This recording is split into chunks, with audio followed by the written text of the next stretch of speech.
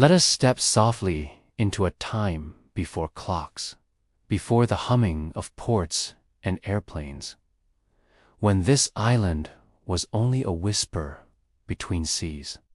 In the deep antiquity of Southeast Asia, long before the name Singapore existed, the place was known by another name, Temasek, a Malay word meaning sea town. Already you can imagine it.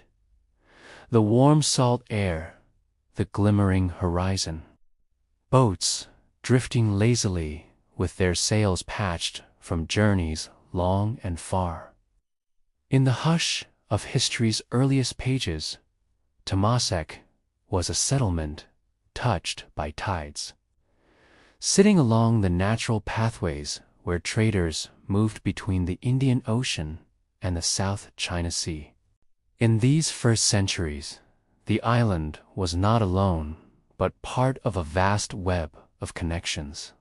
To the west, the powerful Srivijaya Empire ruled from Sumatra, its fleets gliding over the waters.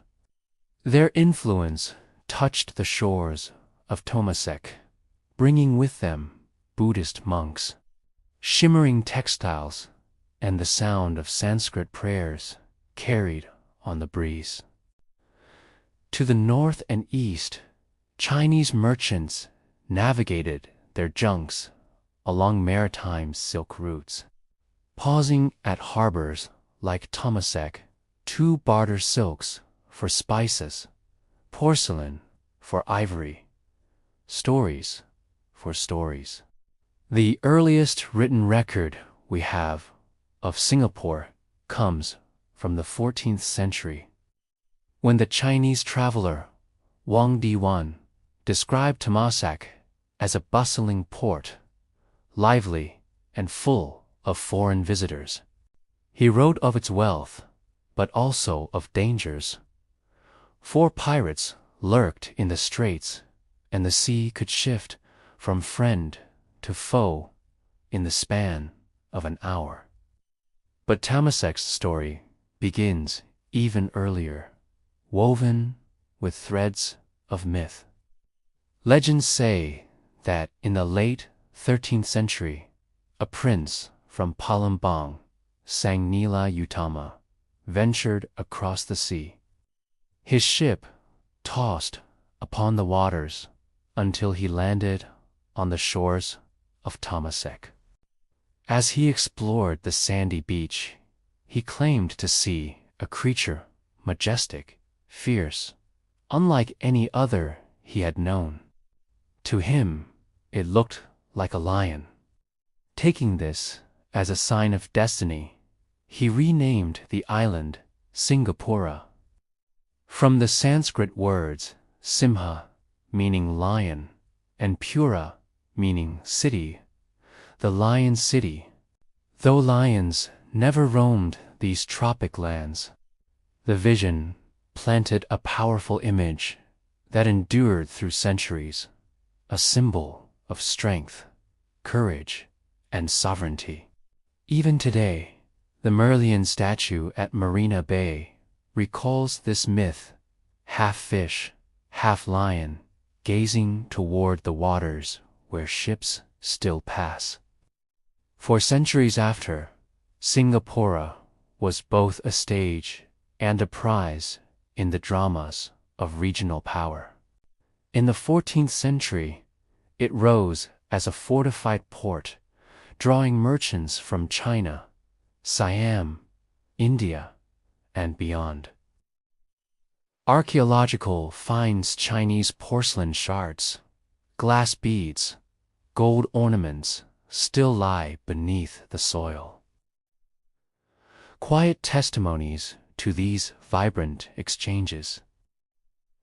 The rulers of Singapura were said to be descendants of the Srivijaya line, tied by blood to the great dynasties of the archipelago. One tale tells of Parameswara, a ruler forced to flee after political struggles, who may have left Singapura to found the kingdom of Malacca. Such stories remind us that Singapore was never isolated, but woven into a shifting tapestry of alliances and rivalries, rising and falling like the tides. The island's strategic location made it both rich and vulnerable. Pirates prowled the straits. Rival kingdoms fought to control the gateway between seas. And storms could wreck ships before they reached the safety of harbor. Fishermen settled along its coasts, planting coconuts and bananas, tending small kampongs by the water. Traders brought ideas and beliefs, Hindu epics from India, Islamic teachings from Arabia, Buddhist chants from the north. Every breeze seemed to carry fragments of worlds far beyond, all converging on this little island, shaping its destiny. Close your eyes now and imagine walking along those ancient shores. The sand beneath your feet is warm, the tide gentle against your ankles. Ahead, you see wooden boats bobbing, their sails stitched from different lands. The air smells of cloves and nutmeg, sweet and spicy, mingling with smoke from cooking fires where fish sizzle in clay pots. Voices overlap Malay, Tamil, Chinese, Arabic words you may not understand, yet they flow together like music. This was Singapore before Singapore, alive with possibility, delicate as the flicker of a lantern in the night. By the 15th century, however, Singapore's brilliance dimmed. Larger powers like the Malacca Sultanate rose, drawing trade away. The island faded into relative obscurity, remembered in chronicles, but no longer the great port it had been. Yet, it never vanished entirely. Its forests grew thick, its waters remained rich with fish, and its position always, unchanging, continued to wait quietly for history to turn its gaze here again. The Lion City slept, but only for a while. Like a candle glowing faintly in the distance, the island's story lingered, waiting for the winds of fate to rise again. And rise they would, centuries later, when new empires came sailing over the horizon with steel hulls and maps drawn by foreign hands. But for now, let us rest beside the gentle waves of Temasek, listening to the rustle of palm leaves in the warm night air, the soft echo of traders' footsteps fading into memory. Imagine now the 14th century in greater detail. The Chinese trader Wang Daiwang, who chronicled his voyages in a book called Dao Yi Jilu, gave us rare descriptions of Temasek. He wrote of its two settlements, one inland, where farmers tilled the soil and raised livestock, and another along the shore, where ships anchored and traders mingled. He noted the wealth that passed through, but also the dangers. Pirates, fierce and cunning, lurked in the nearby waters, sometimes capturing entire ships. And yet, despite the threats, merchants kept coming. The lure of spices, precious woods, tin, and textiles was too strong. In his words, Temasek was both alluring and perilous, a crossroads where fortune could be won or lost. The presence of these merchants turned Singapore into more than a fishing village. It was a miniature cosmopolis. Indian traders brought not just cloth and beads, but their language and religion. Some early rulers and residents adopted aspects of Hinduism, leaving traces in local stories and place names. The influence of Islam soon followed, carried by Arab and Gujarati traders who spread their faith across the Malay world, laying foundations that still endure today. Meanwhile, Chinese settlers not only traded, but sometimes stayed, leaving behind shards of porcelain and bronze coins buried in the earth. Step softly across the soil, even now, and archaeologists have found these remnants, delicate pieces of a forgotten world. Yet the Lion City was fragile. Its rulers were caught in the struggles of neighboring powers. The Majapahit Empire, rising from Java, sought to dominate the seas. The Siamese kingdom of Ayutthaya cast its ambitions southward, and later the powerful Malacca Sultanate, founded in the early 15th century, overshadowed all the smaller ports, drawing trade and tribute away. By the time Malacca rose to prominence under the leadership of Parameswara, who may once have been linked to Singapore, the island's importance waned. Slowly, the bustling harbor of Old Temasek slipped into obscurity, remembered mostly in legend. But obscurity is not the same as silence.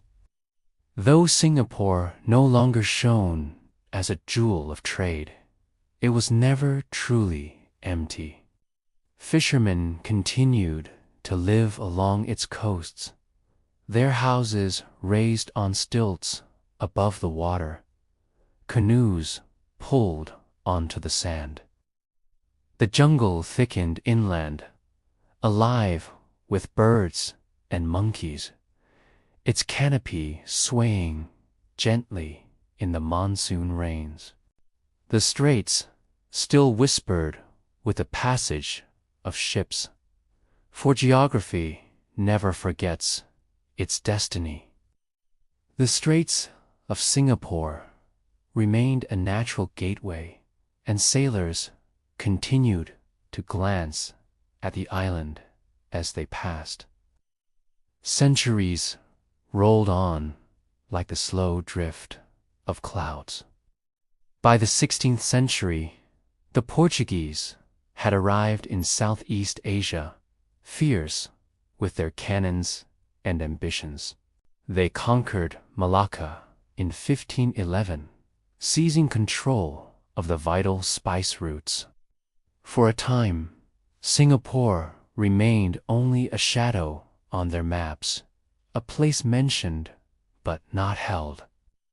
Later came the Dutch in the 17th century, challenging Portuguese power and establishing their own trading empire centered in Batavia, today's Jakarta.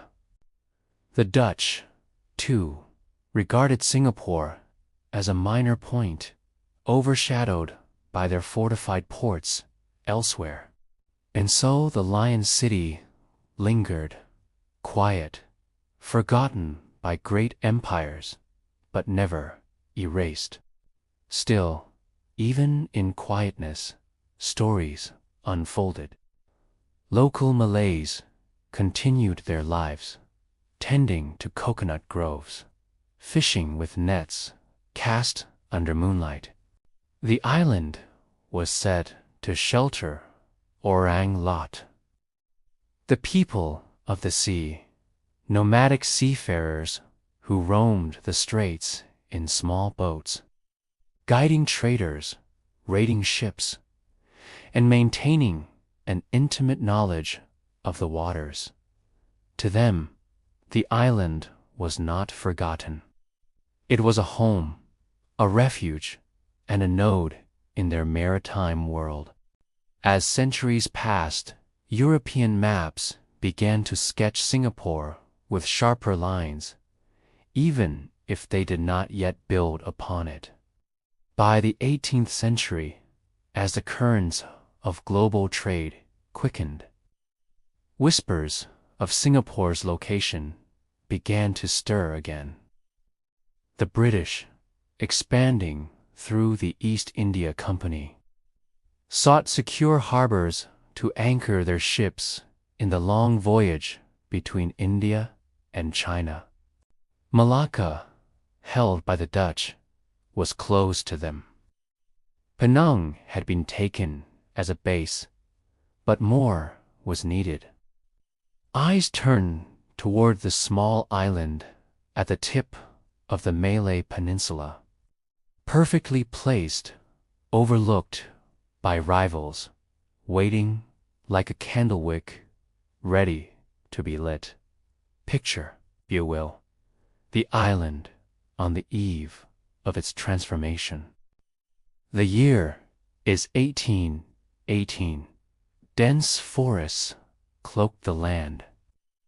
Mangroves fringe the shore, and rivers meander quietly into the sea. A few villages, the coast, simple huts made of wood and palm leaves. Fishermen push their canoes into the tide, while women tend to gardens of yam and bananas. Children play in the shallows, laughing as the waves lap at their ankles. The air is thick with humidity, carrying the scent of earth and sea. To most of the world, this is a place forgotten, but to a keen eye, it is the very heart of opportunity. And soon, that I would belong to a man named Stamford Raffles, whose vision would awaken the sleeping Lion City and change its destiny forever. But before the ships of empire arrive, let us linger here in the hush of the early 19th century, when Singapore is still a dream half remembered, a bridge between worlds not yet built. The stars shine above the straits, constant and patient as history holds its breath for what comes next. The year is 1819. The island of Singapore, small, forested, its coasts edged with mangrove swamps and sandy coves, waits quietly in the dawn of a new century. The air is heavy with the cries of cicadas and the calls of seabirds wheeling above the straits. The local Malay kampungs live their lives in rhythm with the tide fishing, gathering fruit, bartering with passing traders. Few could have imagined how quickly the island was about to be transformed, its destiny altered by the arrival of ships flying a red and white ensign. Into these waters sailed Sir Stamford Raffles, an official of the British East India Company.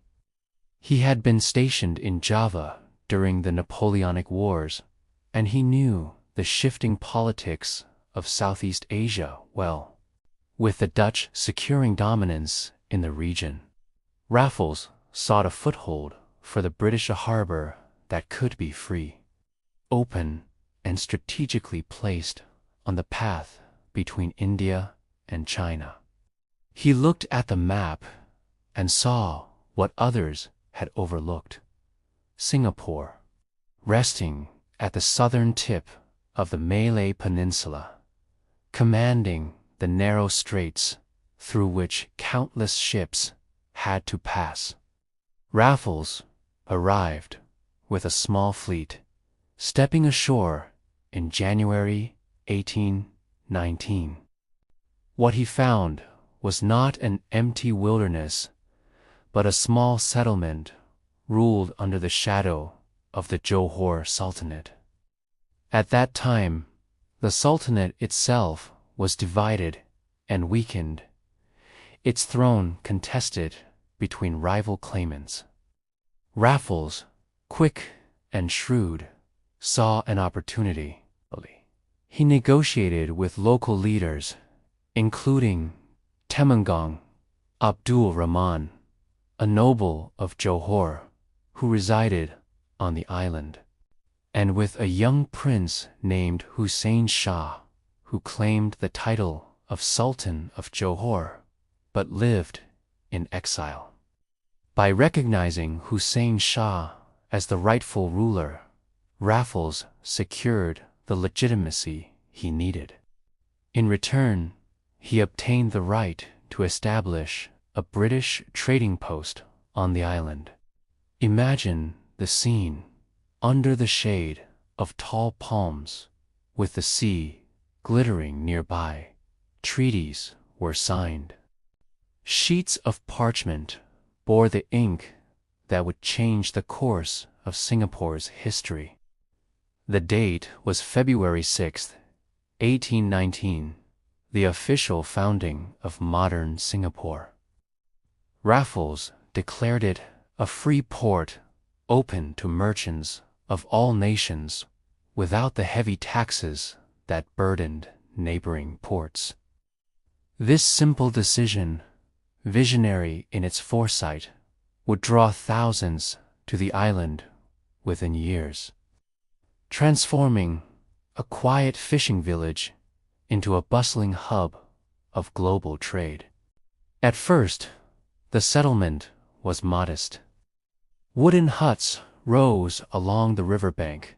Sails crowded the waters as Chinese junks, Bugis schooners, Arab dhows, and European ships anchored side by side.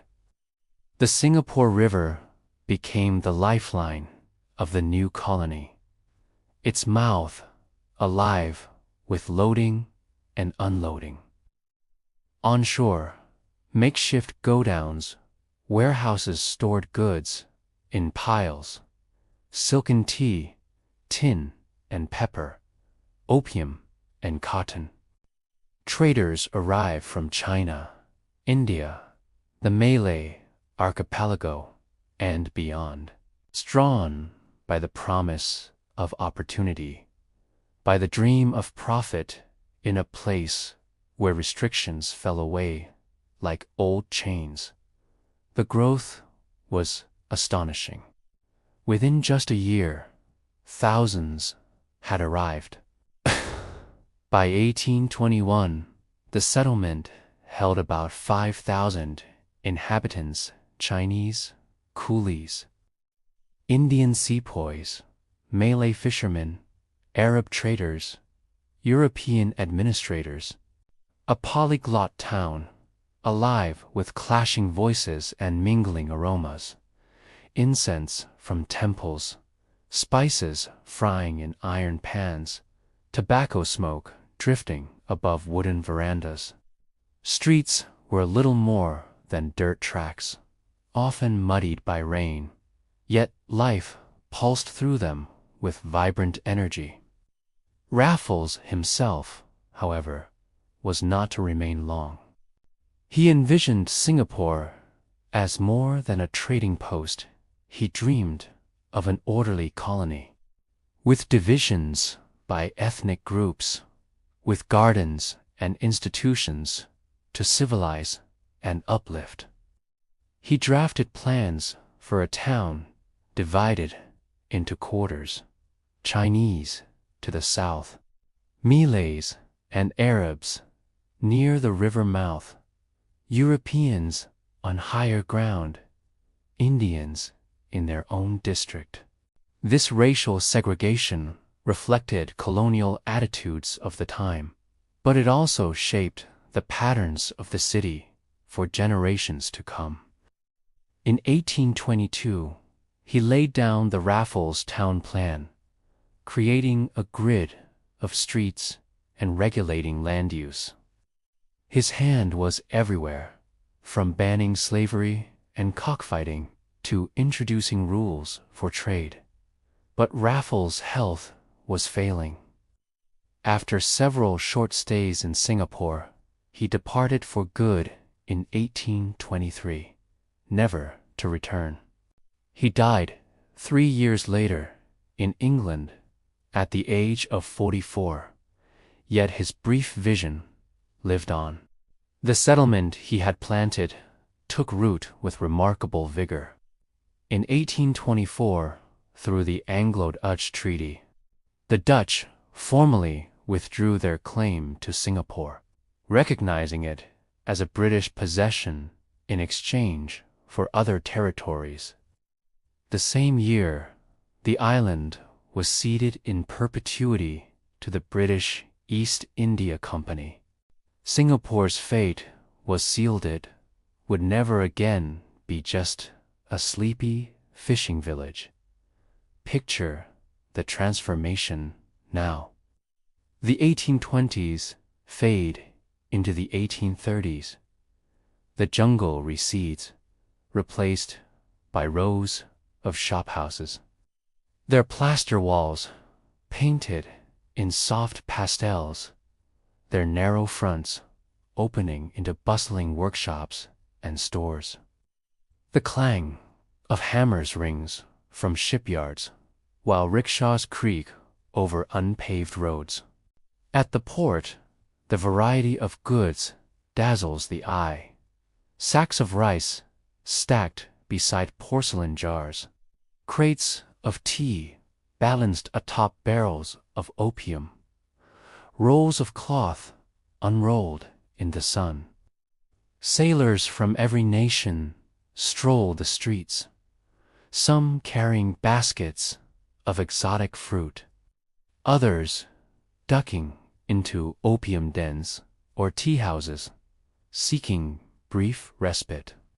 The population swelled so rapidly that by 1836, Singapore had eclipsed Penang as the seat of British administration in the Straits settlements. What had been an experiment was now a thriving colony, drawing envy and attention from across the region. And still, beneath the hum of commerce, life for ordinary people was not always easy. Many Chinese laborers, known as coolies, were bound by debt or trapped in harsh conditions. Indian sepoys served under British command, their families living in simple barracks. Malays and Bugis traders sometimes found themselves edged out by the overwhelming flood of newcomers. Yet, despite hardship, a spirit of resilience grew as diverse communities carved their places in the Lion City. Temples rose beside mosques, churches beside shrines, their spires and domes reflected in the waters of the river. Each community left its imprint, weaving Singapore into the rich tapestry that defines it still. As the 19th century unfolded, the settlement would only grow larger, louder, and more complex. But here, in the first decades after Raffles, we see the foundation laid, the quiet island transformed into a free port, a meeting place of the world, a city with destiny carved into its very geography. And so, Under the tropical stars, Singapore's story moves forward. The glow of lanterns shimmering on the river, the whispers of many tongues blending into a single hum. The Lion City, once asleep, was awake at last. The 19th century stretched long and full. And for Singapore, it was an age of expansion. A time when the little port town swelled into a city of commerce, crowded streets, and shifting fortunes. The settlement, still young, grew with the ceaseless rhythm of arrivals. Ships sailed in daily, their masts bristling like a forest upon the horizon, each vessel bearing new faces, new cargo, new voices to join the rising hum. By the 1840s, Singapore was firmly established as the jewel of the Straits settlements, administered from afar by the British East India Company. The Freeport policy continued to lure merchants who wished to escape the heavy duties imposed elsewhere. The island became a clearinghouse for the riches of Southeast Asia.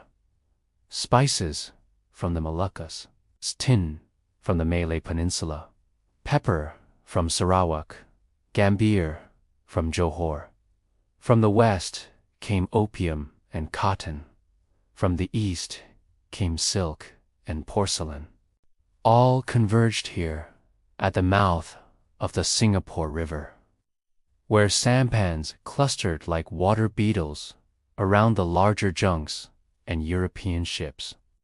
The river banks grew crowded with go-downs, warehouses whose shutters opened to reveal piles of goods, stacked high and fragrant. The human tide was no less impressive. Chinese immigrants arrived in waves, some driven by poverty or unrest in southern China. Others enticed by recruiters promising fortune. They worked as coolies on plantations, as laborers in docks and construction, as traders in the bustling markets. Many came alone, leaving families behind, seeking only to earn enough silver to send home. Some fell into the grip of secret societies, tightly knit brotherhoods that offered protection, but also drew men into gambling, smuggling, and occasional violence. By mid-century, these societies wielded such influence that even the colonial authorities regarded them with a wary eye. The Indians came as Weltamuls from South India, Sikhs from Punjab, Bengalis from Calcutta. Some worked as traders and clerks, others as sepoys, soldiers who guarded the colony under British command. Still, others became laborers, toiling on roads, in quarries, or in municipal services. Arabs from Hadramaut established themselves as merchants, trading in spices and textiles, building elegant houses with ornate windows that still stand in parts of the city. Malays from the peninsula continued to fish and farm, their kampongs spreading along the coast, while Europeans, mostly British, clustered in bungalows on higher ground, overseeing the machinery of empire. The population swelled. By 1860, fewer than 50 years after Raffles' landing, Singapore held nearly 81,000 souls. It was a cacophony of languages and customs, where temples rose beside mosques, churches beside shrines. A visitor walking through town might pass a Hindu temple with its gopuram towered in colorful statues. Then a Chinese temple heavy with incense. Then a mosque where the call to prayer floated into the tropical air. The city became a mirror of the world's diversity, compressed into a single island. Yet life was not easy. The coolie trade, essentially indentured labor, left many Chinese workers in miserable conditions, crammed into lodging houses with little sanitation, their wages drained by middlemen. Diseases spread quickly in the humid climate: cholera, dysentery, smallpox, leaving whole quarters in mourning. The colonial government, concerned primarily with trade, often paid little heed to the struggles of the poor. But missionaries and philanthropists began to stir, opening schools, hospitals, and orphanages. Among them was Ten Tok Seng, a wealthy Chinese merchant who founded a hospital for the sick poor in 1844. His name still remembered in Singapore today. Opium was everywhere. Imported from India, it became not only a commodity of trade, but a source of revenue for the colonial government, which licensed its sale. In dimly lit dens, men reclined on wooden platforms, inhaling the thick smoke, drifting into haze. For some, it was a brief escape. For others, a lifelong chain. The opium trade lined the coffers of the East India Company, even as it drained the health of those who consumed it. Still, progress marched on. In 1867, Singapore and the other Straits settlements, Penang and Malacca, were transferred from the East India Company to direct rule by the British Crown. With this came greater investment in infrastructure and administration. Roads were paved, bridges built, drainage improved. The harbor deepened, accommodating ever larger vessels as steamships replaced sailing ships, shrinking the world's distances. The opening of the Suez Canal in 1869 further accelerated Singapore's rise. For now, the journey between Europe and Asia was shorter, and every ship that passed through the straits seemed to pause at the Lion City. The telegraph followed, linking Singapore to India and Europe by wire, making news travel faster than ever before. Newspapers sprang up, printed in English, Malay, Chinese, and Tamil, carrying reports of distant wars and local disputes alike. Education expanded slowly, often through missionary schools, teaching, reading, arithmetic, and religious instruction. For the wealthy, English became a language of status and opportunity. For the poor, survival remained the daily lesson. There was beauty, too, in this century of change. Gardens were planted, bougainvillea spilling in vivid color across verandas, frangipani perfuming the night air. The Botanic Gardens, founded in 1859, became a showcase of tropical flora, its paths shaded by palms, its ponds glistening with lilies. Here, experiments were made with rubber plants that would later shape the region's economy.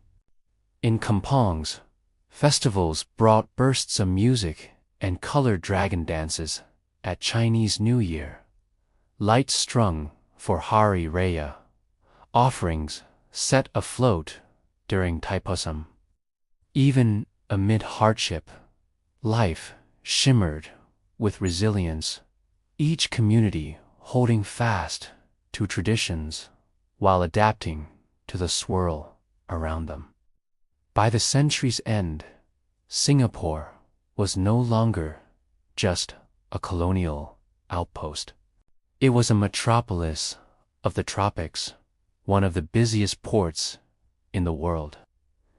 Its warehouses brimming, its streets crowded, its skyline rising with new shophouses and civic buildings. The Raffles town plan had grown into a living city, ordered yet chaotic, disciplined yet vibrant. And beneath it all was the quiet hum of uncertainty. The wealth of the colony was immense, yet unequally shared. The British reigned from grand offices, their decisions shaping the lives of thousands who had no voice. Secret societies remained strong. Riots broke out at times between rival groups, and fires occasionally swept through crowded quarters, reducing whole neighborhoods to ash. But always, the city rebuilt, stronger than before, as if the very spirit of the Lion City refused to be subdued. As the 19th century faded into the 20th, Singapore stood poised at the edge of new challenges. The ships were larger, the trade richer, the world more closely bound together than ever before.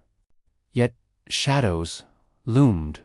Competition, war, and unrest would soon test the resilience of this island that had risen from obscurity to prominence in less than 100 years.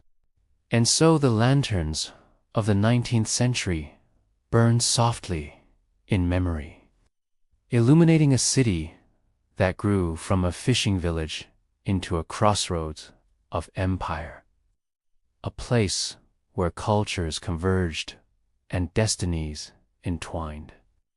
The Lion City roared quietly, now preparing, without knowing, for the storms to come. The dawn of the 20th century broke over Singapore with a glow, both promising and uncertain. The city, by then, a major port of the British Empire, thrummed with life.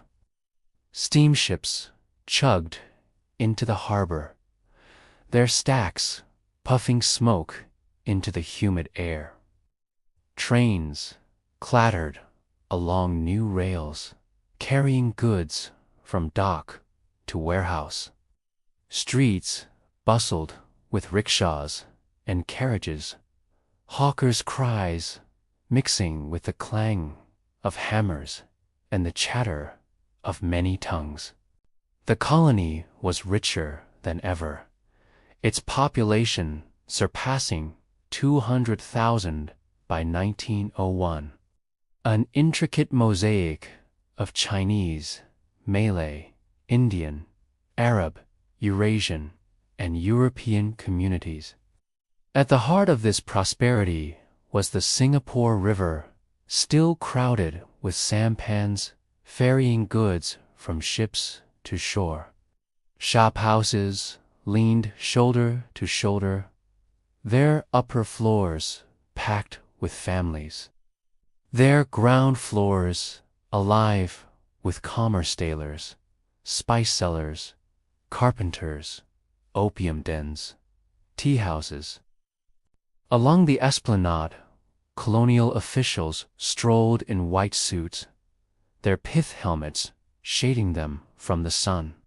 Grand buildings rose: the Victoria Theatre, the Supreme Court, the Raffles Hotel, each a symbol of permanence in a city that had grown almost overnight. Yet, beneath the surface, strains pulsed. The wealth of Singapore was unequally divided. Chinese coolies still bore heavy burdens in godowns and docks, many trapped in cycles of debt. Indian laborers worked long hours on roads and in rubber plantations for wages barely enough to live on. Malays, once dominant in the region, now found themselves overshadowed by the sheer flood of newcomers.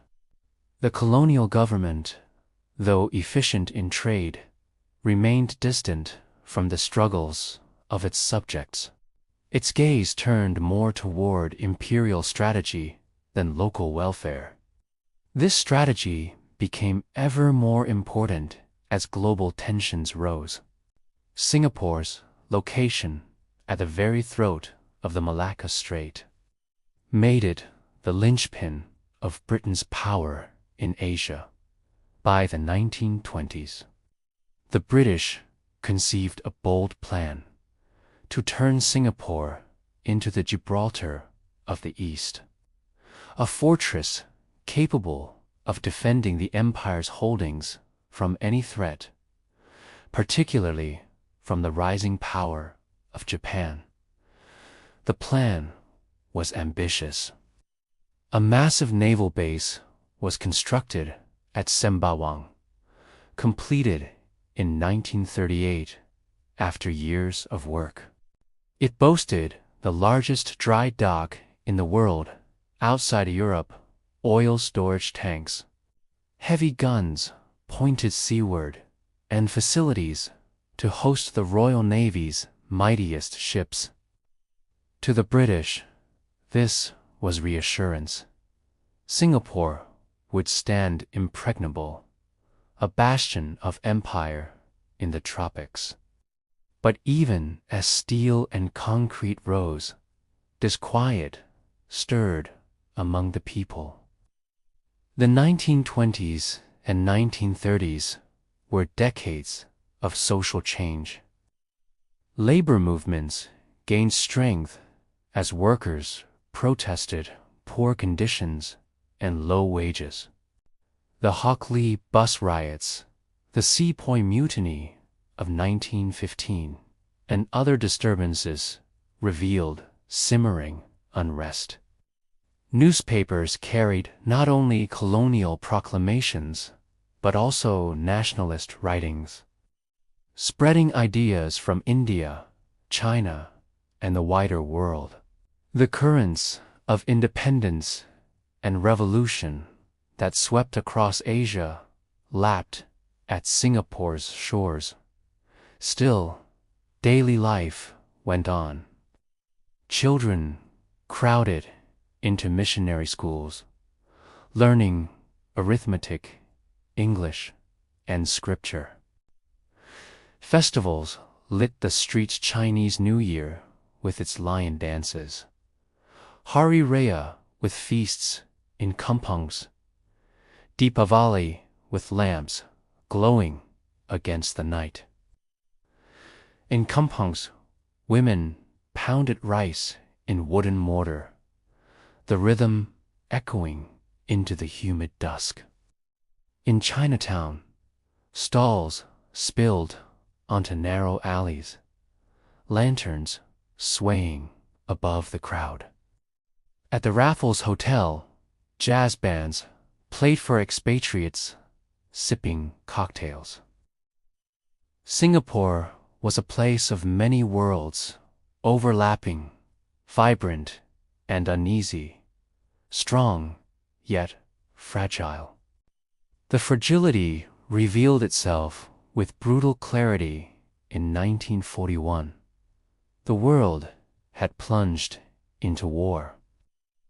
Japan, having already conquered much of China, now turned its gaze southward, hungry for resources, rubber, tin, oil. Singapore, jewel of the British Empire in Asia, became its prize. The attack came not from the sea, as the British had expected, but from the land.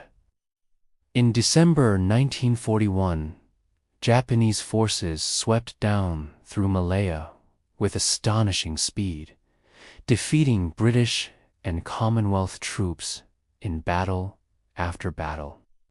They marched through the dense jungles that British planners had thought impassable, their bicycles rattling over narrow tracks, their planes ruling the skies. By early February 1942, they stood at the very edge of Singapore, poised to strike. The fortress, Gibraltar of the East, was exposed. Its mighty coastal guns, fixed to face the sea, were of little use against attackers coming from the north. Water supplies were bombed. Morale crumbled.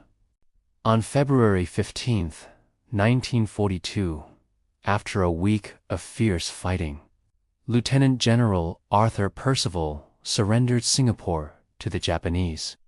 More than 80,000 British, Indian, and Australian troops laid down their arms. Winston Churchill would later call it the worst disaster in British military history.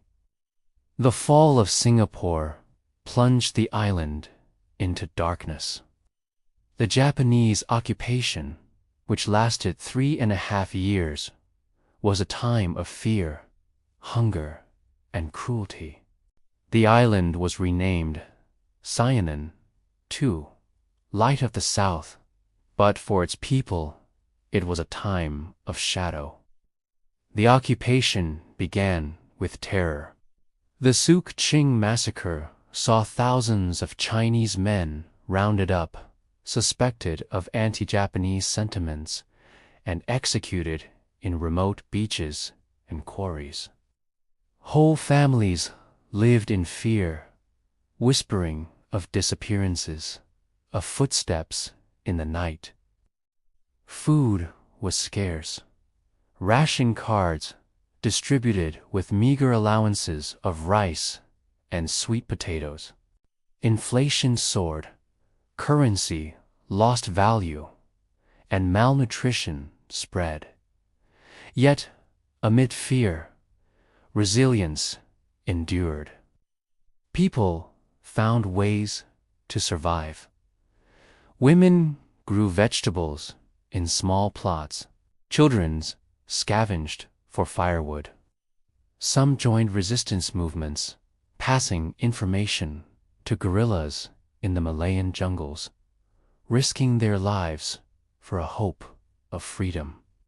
In secret, radios crackled with forbidden broadcasts from the BBC, carrying whispers of distant battles, sparks of hope in the darkness. Daily life shrank to essentials. Markets echoed with barter instead of cash. Temples and mosques still held prayers, their incense and chants rising even as soldiers patrolled outside. Teachers continued lessons in hushed voices, teaching children not only language and numbers, but also endurance. The spirit of the island bent, but did not break. Then, in 1945, the tide turned. The atomic bombs fell on Hiroshima and Nagasaki. Japan surrendered. British forces returned to Singapore in September. The Union Jack once again raised over the city. Crowds gathered, some cheering, some silent. Many simply relieved the nightmare was ending. But the occupation had changed everything. The myth of British invincibility lay shattered. Ordinary people who had suffered hunger and violence no longer looked at colonial rulers with awe. The seeds of self-determination had been watered with hardship. Singapore would never see the world the same way again. The war had left scars, buildings damaged, families broken, communities grieving, yet it also left resolve. In the years that followed, Singapore would rebuild, not merely as a colony, but as a society awakening to its own voice, its own power, its own destiny. And so, as the 1940s ended, the Lion City stood at a crossroads once more. From the ashes of war, a new chapter was about to rise. One of politics, protests, independence, and the long road toward becoming a nation. But for now, let us pause in the warm, tropical night where the river still flows. The streets still whisper, and the stars still shine above, as they did through peace and war alike. The war had ended, but the memories of occupation lingered like shadows cast long after the sun has set. Singapore, liberated in September 1945, found itself not in triumph, but in ruin. The city was scarred. Its harbor, once bustling with trade, lay damaged, docks sagging under the weight of neglect and war. Warehouses were empty. Homes lay in disrepair. Hunger still haunted kitchens where pots of thin porridge simmered over small fires. People, weary from years of survival, now faced the struggles of rebuilding. The British returned, their flags raised, their troops marching once more along the Padang. But something vital had changed. The myth of empire, of unshakable British authority, had been shattered. The people remembered the surrender of 1942, the absence of protection, the cruelty they had endured. Where once colonial rulers were looked upon with obedience, now there was a growing skepticism, a new question rising in the air. Could Singapore perhaps govern itself? The late 1940s were turbulent years. Strikes and protests erupted, fueled by poor living conditions and meager wages. Trade unions gained strength, organized by fiery leaders who rallied dock workers, bus drivers, teachers, and clerks. The city shook with demonstrations, voices demanding dignity, better pay, fair treatment. The British, attempting to restore order, sometimes responded with force. But the mood of the people had shifted, and the chorus for change grew louder. Politics took root in this soil of discontent. New organizations formed, inspired by nationalist movements sweeping across Asia. India had won independence in 1947. Indonesia had declared its freedom from Dutch rule. In Malaya, nationalist currents surged against colonial control. Singapore was not isolated from these winds of change. It was at their very heart. The late 1940s also saw the rise of the Malayan emergency, a guerrilla war fought between British forces and communist insurgents in the jungles of Malaya. Singapore, though an island city, was deeply entangled. It became a hub for British military operations, but also a battleground of ideas where left-wing movements gained followers among students, workers, and intellectuals. The colonial government, wary of subversion, cracked down on radical publications, banned associations, and imprisoned activists. Yet, underground pamphlets still circulated, and fiery speeches still stirred crowds in markets and schools. At the same time, everyday life pressed on. Families rebuilt homes, patching roofs with tin sheets, repairing walls with salvaged wood. Children crowded into makeshift classrooms, learning not only English, but also Chinese, Malay, and Tamil, each community striving to preserve its heritage. Kampungs thrummed with life roosters crowing at dawn. Mothers washing clothes by the river, children playing games barefoot in the mud. The scent of kopi drifted from small stalls, mingling with the spicy aroma of curry and satay sizzling on skewers.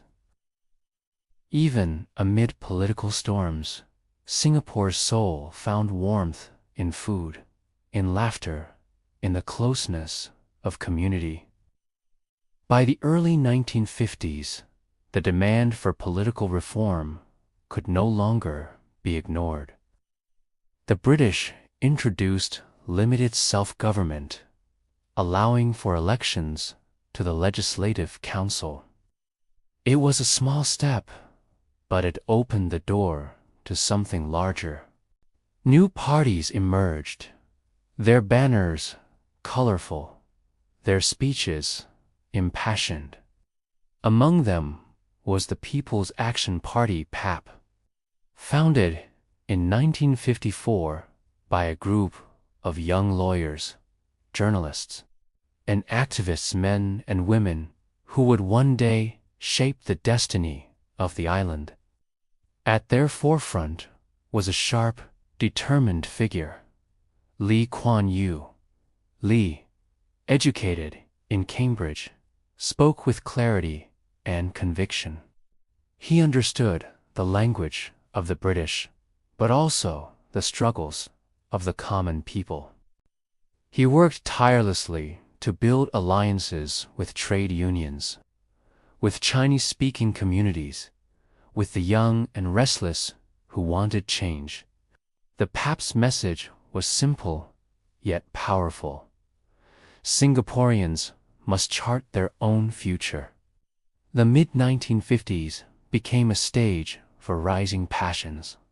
In 1955, Singapore held its first legislative assembly elections under a new constitution. The Labour Front, led by David Marshall, won the most seats, and Marshall became Singapore's first chief minister. It was a moment of pride, the island's first taste of self-rule, yet it was also a fragile experiment. Marshall's government struggled to balance competing forces. The colonial authorities, who still held ultimate power. The rising left-wing movements pushing for full independence.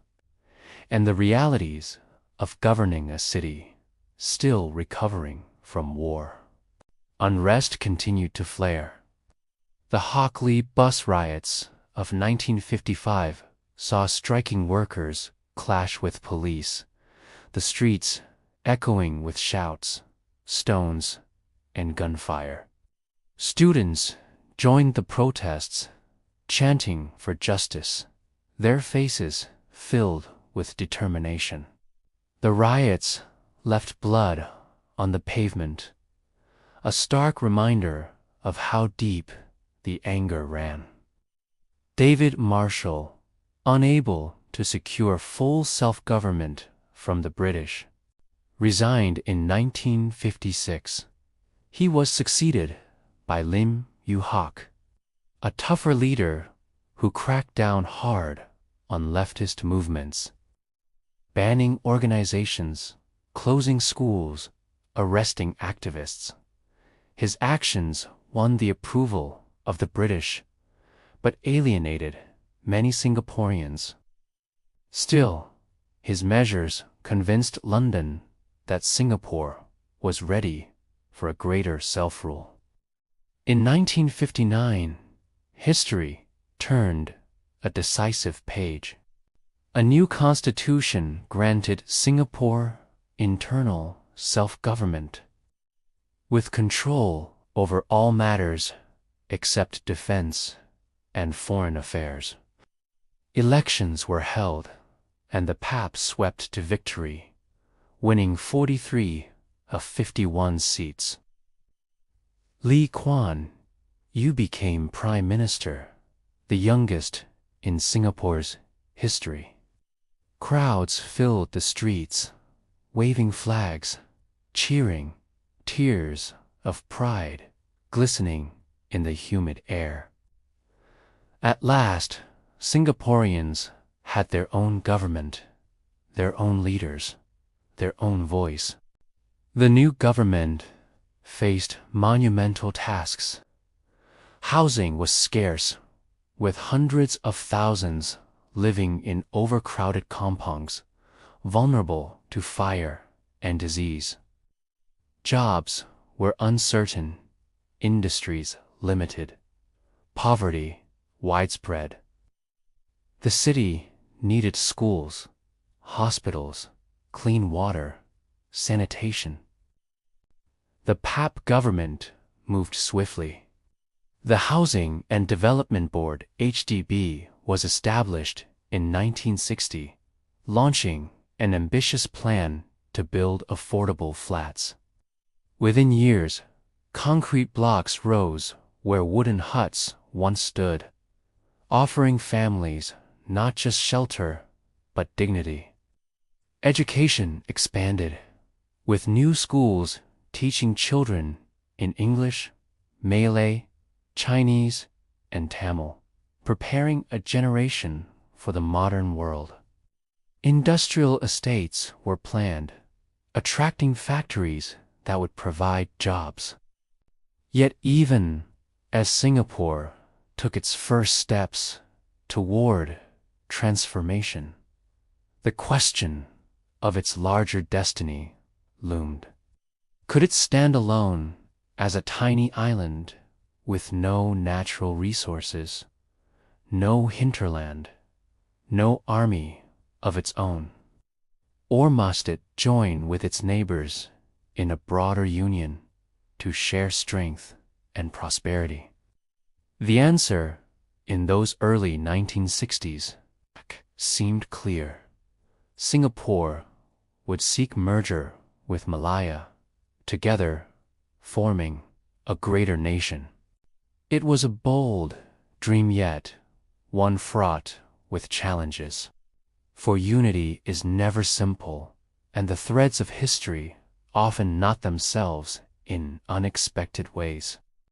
The dawn of the 1960s shimmered with hope, though woven with tension. Singapore, though proud of its new self-government, stood small and vulnerable, like a young tree on the edge of a storm. Its leaders understood the stark realities. The island had no oil wells, no rice fields, no great rivers of iron or gold. Its strength lay in its people, its port, and its position at the crossroads of seas. To survive, it needed to anchor itself within something larger. The vision was merger with Malaya. Across the Johor Strait, the Federation of Malaya had gained full independence from Britain in 1957. Its leaders, promising unity among Malays, Chinese, and Indians under the principle of partnership. A union with Malaya, leaders in Singapore believed, would bring economic security, a common market, and a stronger identity. Lee Kuan Yew and his colleagues pressed tirelessly for the cause, even launching a national referendum in 1962 to seek the people's mandate.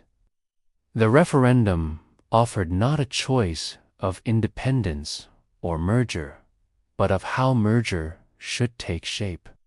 The government campaigned vigorously, filling the air with posters, rallies, speeches. The result was clear. A majority voted in favor. Thus, on the 16th of September 1963, a new nation was born, the Federation of Malaysia. Bringing together Malaya, Singapore, Sarawak, and Sabah. Flags were raised, parades filled the streets, and, for a moment, it seemed as though history's currents had carried Singapore into safe waters. But within months, cracks began to show. The arrangement was delicate, for beneath the speeches of unity lay the harder truths of identity and power. Singapore was a city of many Chinese, while Malaya was led by Malay elites who feared being outnumbered. The ruling parties, the PAP in Singapore and UMNO in Malaya, soon found themselves. Visions clashed. Visions diverged. Lee Kuan Yew and the PAP called for a Malaysian Malaysia, where all citizens, regardless of race, would be treated equally. UMNO, however, insisted on maintaining special privileges for Malays, seeing them as essential to preserving balance. Rhetoric grew heated, and tensions spilled into the streets. In July 1964, during a celebration of the Prophet Muhammad's birthday, a clash broke out between groups in Singapore. What began as a procession turned into a riot. Fists and stones flew, fires crackled, cries pierced the night. Neighbors who had lived side by side now faced each other in suspicion. More than 20 were killed, hundreds injured, homes and shops damaged. Curfews were imposed, the streets emptied under the watch of soldiers. The fabric of trust had been torn. The unrest did not end there. A second riot erupted in September that same year. Each incident deepened divisions, feeding fear and resentment. The dream of merger began to dissolve. Its promise overwhelmed by discord. In Kuala Lumpur, leaders of the federal government saw Singapore not as a partner, but as a threat city with its own ambitions. Too loud, too different, too unwilling to bend. In Singapore, leaders felt constrained, unable to pursue policies of fairness and growth under constant interference. By mid-1965, the Union had frayed beyond repair. On the 9th of August, 1965, history turned sharply. In a quiet, tense chamber, the Malaysian Parliament voted to expel Singapore from the Federation. It was not Singapore that chose to leave, but Malaysia that chose to cast it out. Lee Kuan Yew, facing the press with heavy eyes and quivering voice, announced the separation. "For me," he said, "it is a moment of anguish. All my life, my whole adult life, I believed in merger. It is a people connected by geography, economics, and ties of kinship." His words broke, and tears welled. Yet, behind the grief, a new reality had emerged. Singapore was now unmistakably independent. The first hours of independence were uncertain. Singapore had no army to defend itself, no natural resources to sustain itself, and no allies pledged to protect it.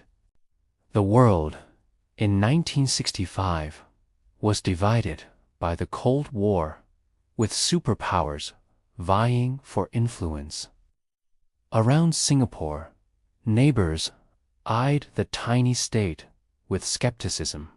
Could it survive? Would it even endure the decade? But out of fragility rose resolve.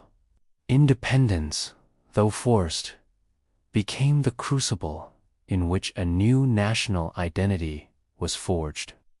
The leaders of Singapore moved quickly, almost breathlessly, to stabilize the fledgling nation. The Proclamation of Independence declared Singapore a sovereign, democratic, and independent nation. Its flag was raised alone for the first time, red and white against the blue sky, crescent moon and stars gleaming with quiet hope. The challenges were immense. The economy was weak, unemployment high, and he lived in kampangs with poor sanitation. Ethnic tensions lingered after the riots, threatening the fragile unity of society. Yet the government pressed forward. It called upon its people to close ranks, to work together, to believe that survival was possible. Singapore began to build an army, small at first, trained with the help of foreign advisors. National service was introduced, requiring young men to serve their country, instilling discipline and resilience. Factories were encouraged to set up on the island, lured by promises of stability and access to shipping lanes.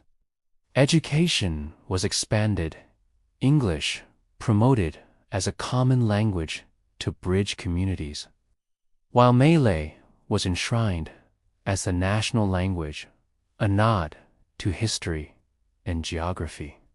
Ordinary life carried on, even as history's weight pressed heavily.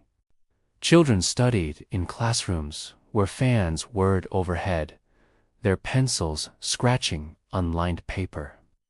Hawkers pushed carts down narrow lanes, steam rising from bowls of noodles.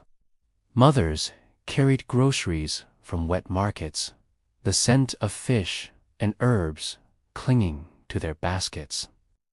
In the evenings, families tuned radios to broadcasts that spoke not of despair, but of determination. Slowly, the island's heartbeat steadied. There was one more question: would the world recognize this tiny state? Within weeks, nations began to establish ties. The United Nations admitted Singapore in September 1965, its flag joining those of other nations in New York. Gradually, ambassadors came, embassies opened, and the international community accepted that Singapore had entered the family of nations. It was not the path its leaders had envisioned, but it was now the only path. Singapore would walk it with unyielding steps. The night deepened, and the island's story continued. Each moment of fragility becoming a seed for strength, each trial an ember for the fire of resilience.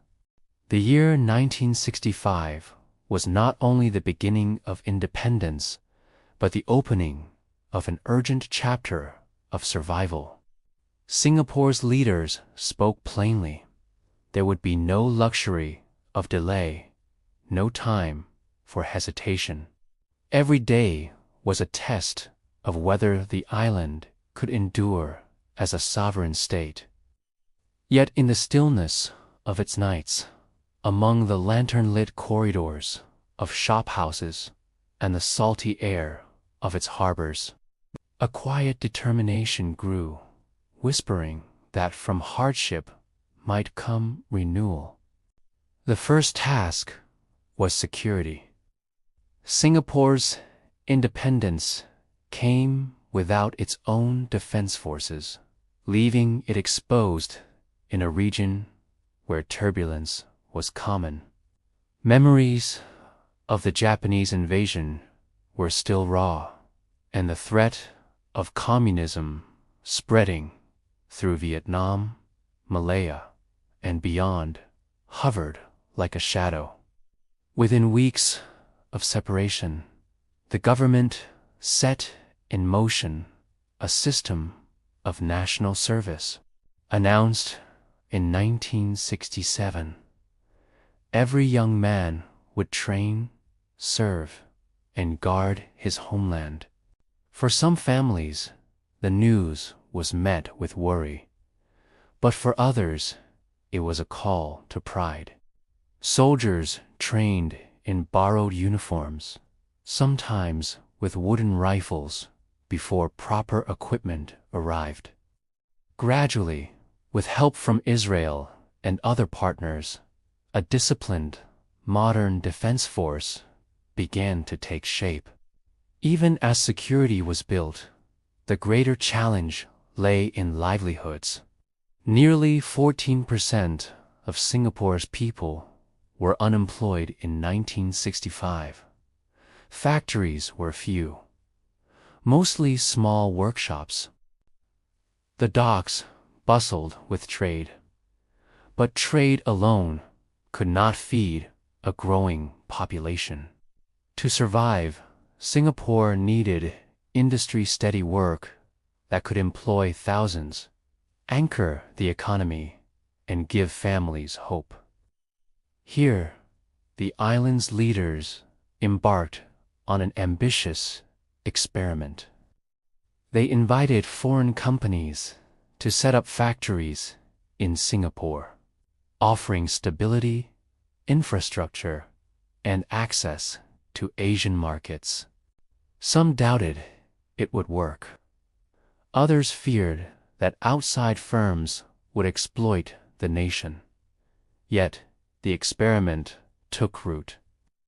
By the late 1960s, companies from Japan, the United States, and Europe began to build electronics plants, shipyards, and refineries. Singapore became a hub of production, where workers soldered circuit boards, welded hulls, and refined oil from distant fields. The Economic Development Board, founded earlier in 1961, became the engine of this transformation. Its planners envisioned not just factories, but entire industrial estates, modern zones where companies could cluster. Jurong, once swamp and jungle, was chosen as the first great site. Bulldozers cut through earth, roads were laid, and chimneys rose against the skyline. Workers rode buses to new shifts, their overalls dusted with soot and sweat. Their wages filling households that had once known only uncertainty. As industry rose, another challenge was addressed: the homes of the people. In the mid-1960s, nearly 3/4 of Singapore's population lived in kampongs or crowded shophouse quarters. Fires were frequent, sanitation poor, and floods common. The government had begun building public housing even before independence, but now it accelerated the effort. The Housing and Development Board, HDB, became one of the most transformative forces in the nation's history. Block by block, estates appeared: tall, clean, concrete towers with running water, electricity, and modern kitchens. Families who once lived in wooden huts with leaking roofs found themselves moving into apartments with tiled floors and windows that caught the breeze. At first, some resisted, clinging to the memories of community life in the kampongs.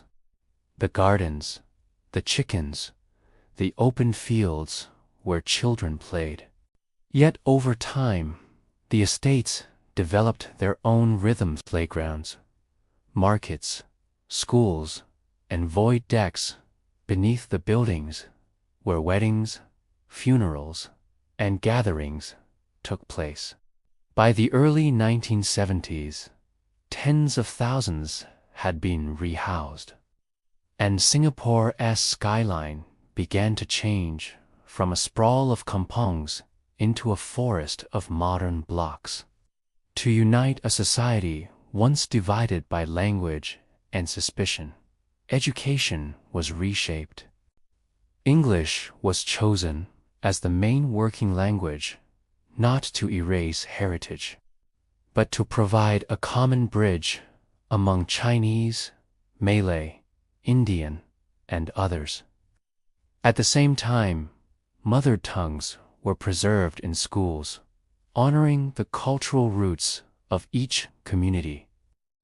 A child might study science in English, sing Malay songs in assembly, speak Mandarin at home, and hear Tamil prayers in a temple. In this way, diversity was not erased, but bound together. The government also took symbolic steps to nurture harmony. Racial riots of 1964 were still fresh in memory, so policies were designed to ensure integration. Public housing estates mixed ethnic groups, preventing enclaves from forming. The message was clear: every citizen was part of one nation, every home built upon the same foundation. As the 1970s unfolded, the results of these early efforts began to show. The economy grew steadily, unemployment fell, and the city gained new vigor. The port, modernized and expanded, became one of the busiest in the world, with container cranes rising like giant sentinels above the water.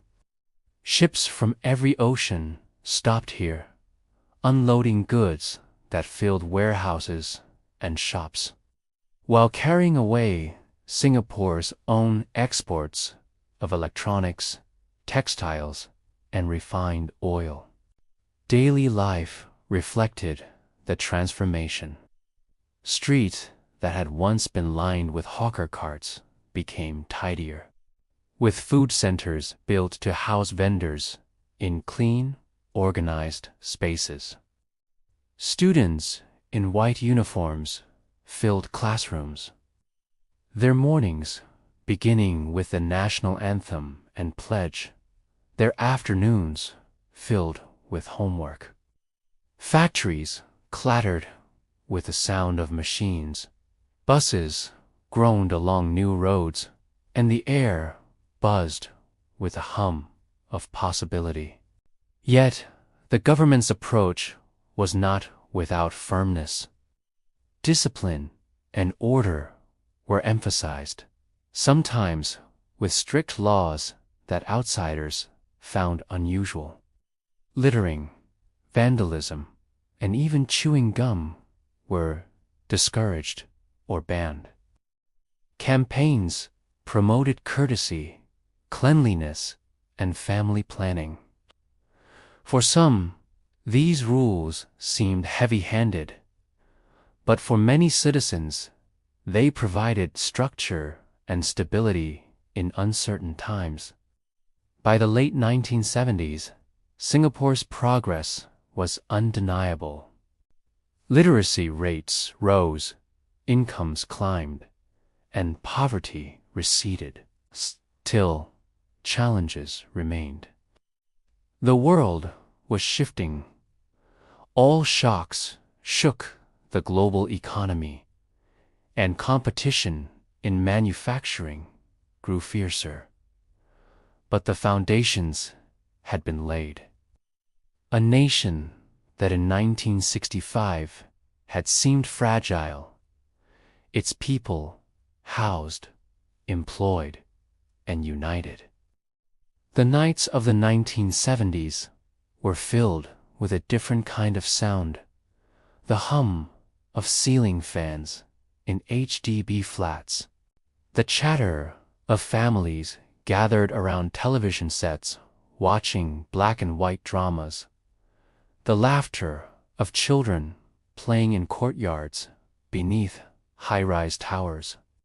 In the distance, the harbor cranes swung slowly, moving containers beneath the moonlight. The city was still modest compared to the great capitals of the world. Yet, in its steadiness, one could sense the pulse of something enduring.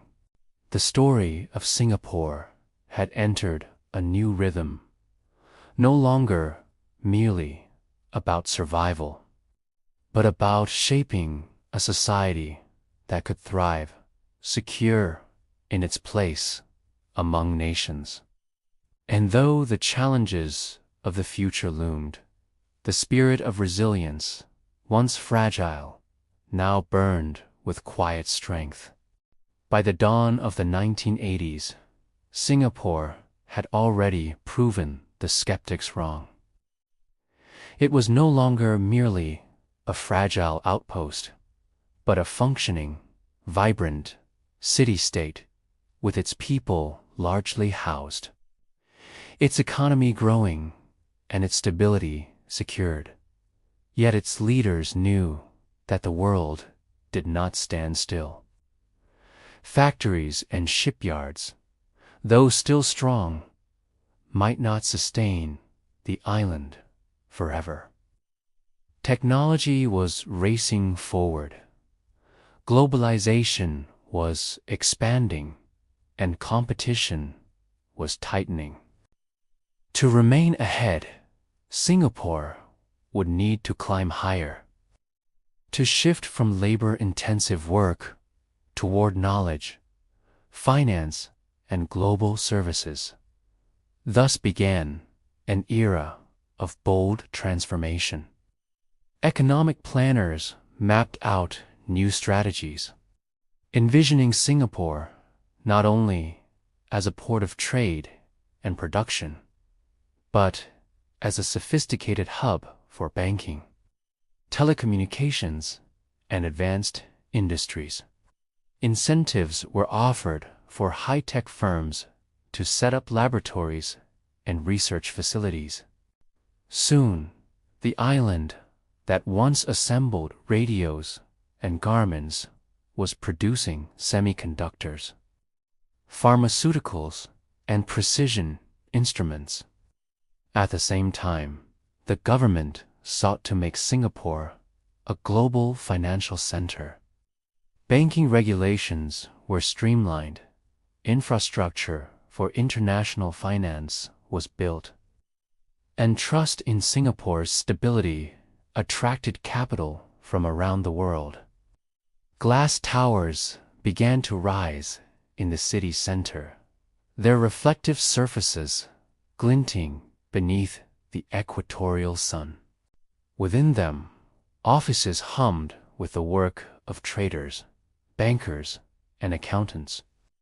The Singapore River, once cluttered with bumboats unloading goods, was cleaned and transformed into a gleaming waterfront, while the heartbeat of commerce shifted into the skyscrapers of Raffles Place and Shenton Way.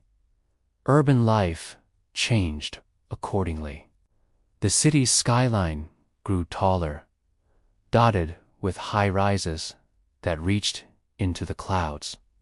The Mass Rapid Transit MRT system opened in 1987. Its first trains gliding beneath the earth with quiet efficiency.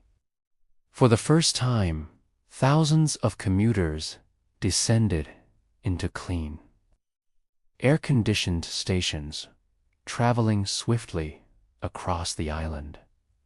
The MRT was more than transport. It was a symbol of modernity, of Singapore's embrace of the future. Culture, too, began to evolve in tandem with economic growth, recognizing that a global city must also have a vibrant soul. The 1980s and 1990s saw increased investment in the arts, heritage, preservation, and education. The Esplanade theaters on the bay were still a dream in planning, but the seeds were sown with cultural festivals, museums, and libraries that celebrated Singapore's rich blend of traditions. Chinese opera performances continued in neighborhood squares. Malay shadow puppetry kept its place. Indian classical dance was taught to new generations, and Western symphonies filled concert halls. The idea was not to choose between heritage and modernity, but to weave them together into a unique tapestry. In homes, everyday life was also changing. Televisions that had once shown only black and white programs now glowed with color, broadcasting local dramas and international news. The first computers arrived in offices and schools, their green cursors blinking like small lighthouses of the digital age. Fax machines hummed, telephones rang with increasing frequency, and a growing middle class enjoyed conveniences that had once seemed distant. Education remained at the heart of Singapore's ambitions. Universities expanded, polytechnics flourished, and scholarships sent bright young students overseas to learn skills that would later be brought home. Bilingualism continued to be nurtured, but with greater emphasis on global competitiveness. A generation grew up comfortable in both the traditions of their families and the internationalism of the wider world. But with prosperity came challenges. The pace of life quickened, inequality lingered, and debates about identity sharpened. Could Singapore remain uniquely itself while opening so widely to the world? The government responded with campaigns that encouraged rootedness, speaking Mandarin among Chinese Singaporeans to preserve heritage, promoting family values, and encouraging communal harmony in every estate.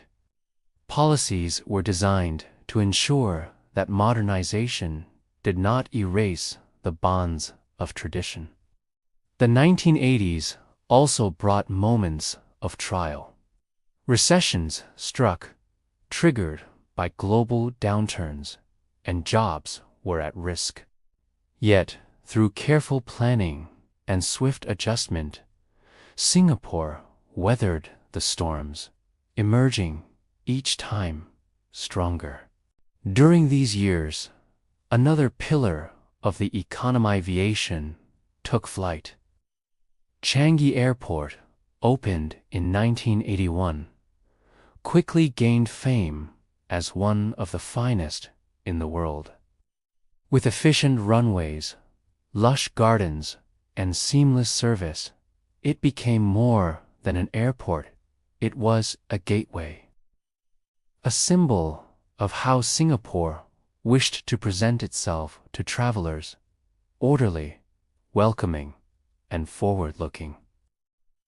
In 1990, a historic transition took place when Lee Kuan Yew, the founding prime minister, stepped down after more than 3 decades in office. His successor, Goh Chok Tong, promised continuity, but also a softer style, emphasizing consultation and the well-being of the people. The handover was smooth, a testament to Singapore's stability and a sign that the nation could thrive beyond its founding leaders. The 1990s then carried Singapore into a new realm of globalization. The Internet began to arrive, transforming communication, commerce, and culture. Businesses shifted online. Families began to send emails, and schools introduced digital literacy. Though the early connections were slow and the modems crackled noisily, they heralded an era in which Singapore would become deeply interconnected with the world. At the same time, the city itself underwent dramatic beautification. The Singapore River, once brown and polluted, now sparkled with clear water. Its banks, lined with restored shophouses, turned into restaurants and cafes. Boat Quay, Clark Quay, and Robertson Quay became lively districts where old warehouses transformed into nightlife and dining spots.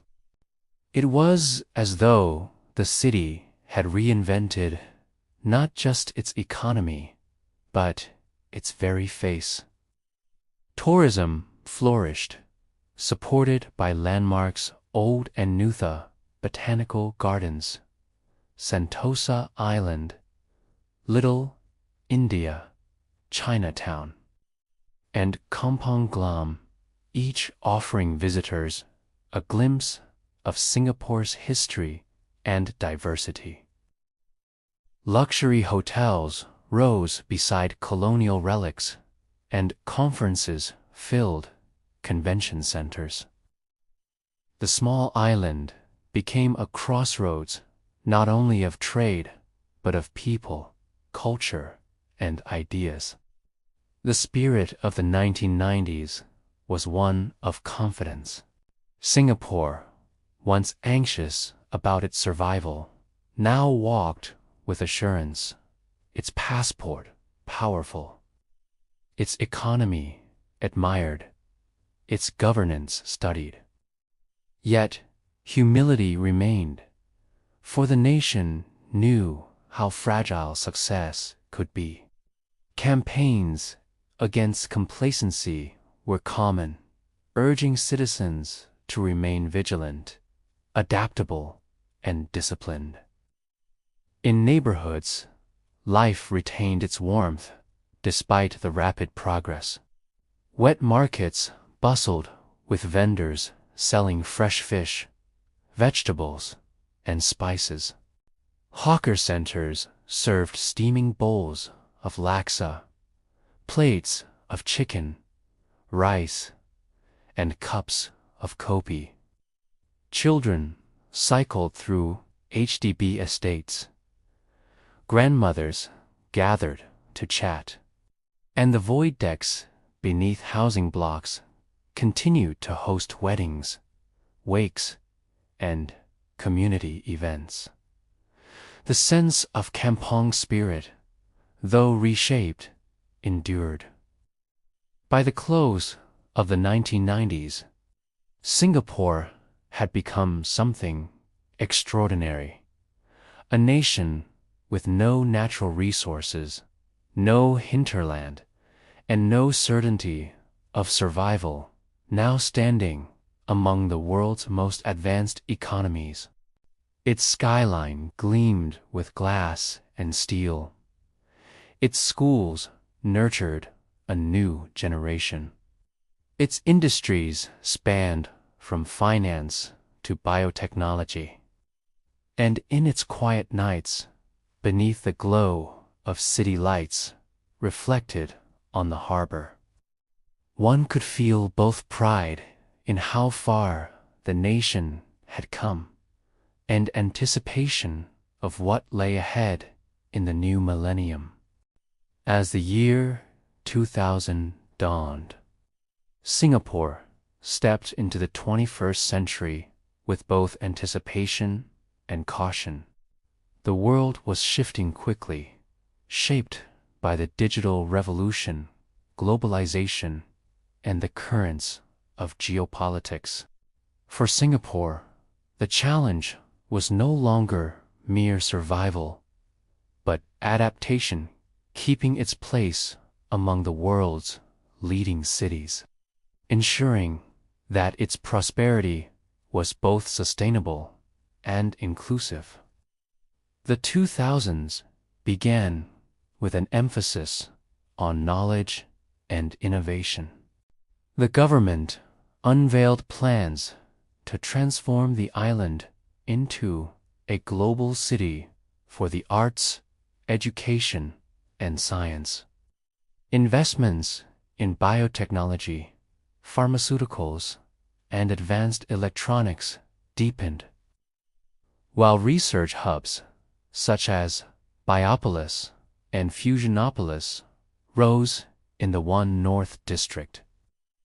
These gleaming complexes housed scientists, entrepreneurs, and engineers, all working toward discoveries that would carry Singapore into the knowledge economy. The image of the nation as simply a port or factory faded further, replaced by the idea of Singapore as a laboratory of the future. At the same time, the skyline was reshaped with breathtaking new icons. The most dramatic came in 2010, the opening of Marina Bay Sands. With its 3 towers joined by the Sky Park, a structure that seemed to float in the sky like a ship in the clouds. Its infinity pool looked out over the entire city, symbolizing both ambition and spectacle. Beside it, the gardens by the bay bloomed, where towering supertrees glowed with light each evening, blending technology with nature in an almost dreamlike fusion. Together, these landmarks announced Singapore's arrival as a city not just of commerce, but of wonder. Cultural life blossomed alongside architectural marvels. The Esplanade, theaters on the bay, with its distinctive durian-shaped domes, became a center for performance, music, and dance. Museums expanded. National Gallery Singapore, the Archons Museum, the Asian Civilizations Museum Mall, telling stories of heritage and creativity. Festivals filled the calendar.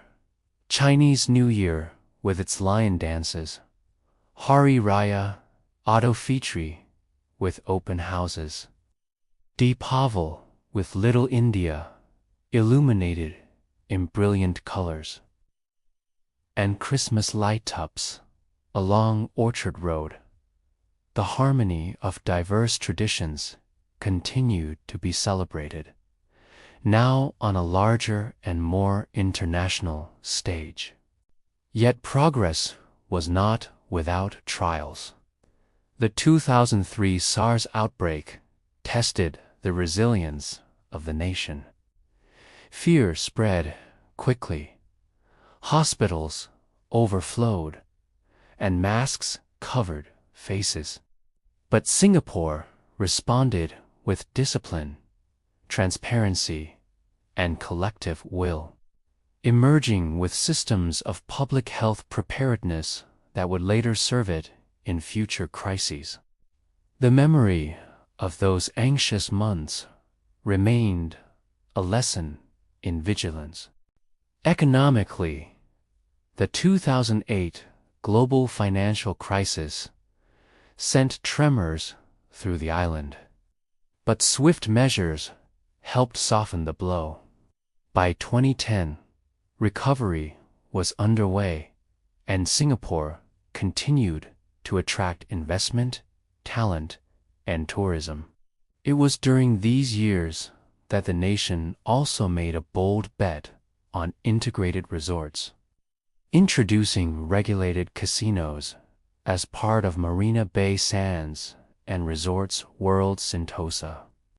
These decisions sparked debate, but ultimately strengthened tourism and entertainment, further diversifying the economy.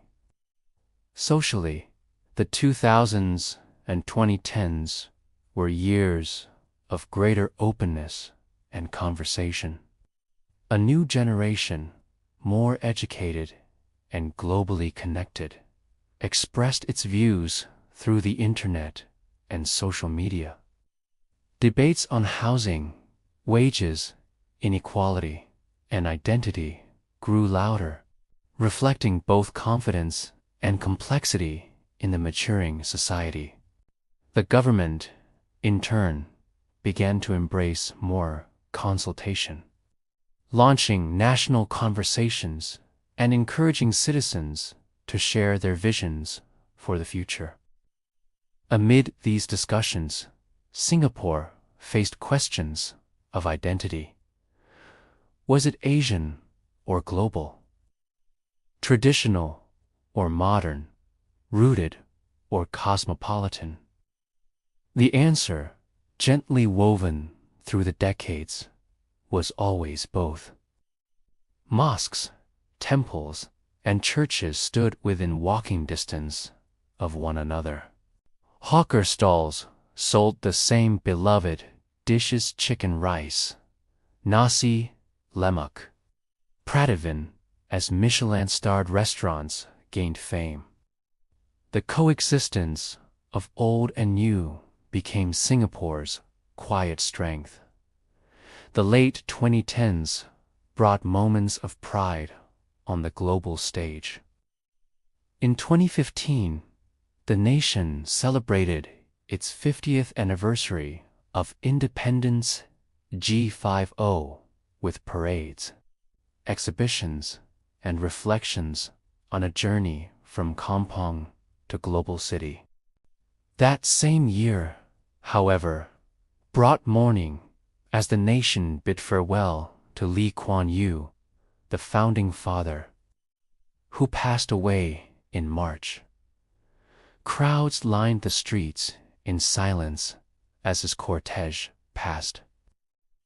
Rain mingling with tears, a reminder of how deeply he had shaped the island's destiny.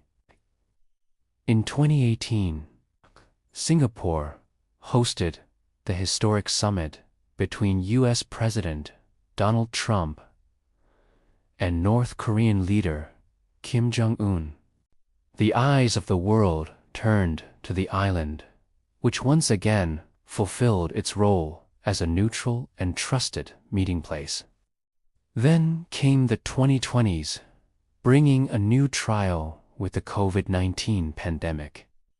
Borders closed, planes fell silent at Changi Airport, and the bustling streets quieted. Dormitories, housing migrant workers, became epicenters of infection, testing the nation's commitment to care for all within its borders. Yet, as with SARS, Singapore responded with resilience. Mass testing, contact tracing, community support, and eventually vaccination campaigns. By 2022, the city slowly reopened, its spirit intact, though tempered by the awareness of global vulnerability. The pandemic years also accelerated transformations. Remote work, digital services, and e-commerce grew swiftly. The government invested further in smart nation initiatives, from cashless payments to artificial intelligence. Amid challenges, innovation continued, proving once more that adaptability lay at the heart of Singapore's survival. Today, in the mid-2020s, Singapore stands as one of the most connected cities on Earth. Its port remains among the busiest, its airport among the most celebrated, its universities highly ranked. It is a hub for finance, technology, and culture, a place where East meets West, where skyscrapers overlook rainforests, and where hawker centers coexist with futuristic towers. Yet beneath all the modernity, the island retains its human heartbeat. In the evenings, families still gather in hawker centers, savoring bowls of noodles or kopi beneath the warm glow of fluorescent lights. Children still run through HDB corridors. Grandparents still sit at void decks, exchanging stories. Neighbors still celebrate one another's festivals. Beneath the shining towers, the spirit of the kampong remains, adapted but never erased. The story of Singapore, then, is not only one of buildings and banks, of leaders and crises. It is also the story of people, migrant laborers who built the city, families who endured hardship, generations who learned and adapted, communities who shared space and respect. It is the story of resilience, reinvention, and quiet determination. And so, as we rest in the present moment, we feel the hum of the city that never truly sleeps. Ships still glide across the harbor, planes trace lines through the sky. Lights shimmer along Marina Bay, and in every neighborhood, life unfolds in a rhythm that is at once ordinary and extraordinary. Singapore's journey is ongoing, never still, always reaching, yet always rooted in the memory of the fishing village it once was, the port it became, and the nation it now is.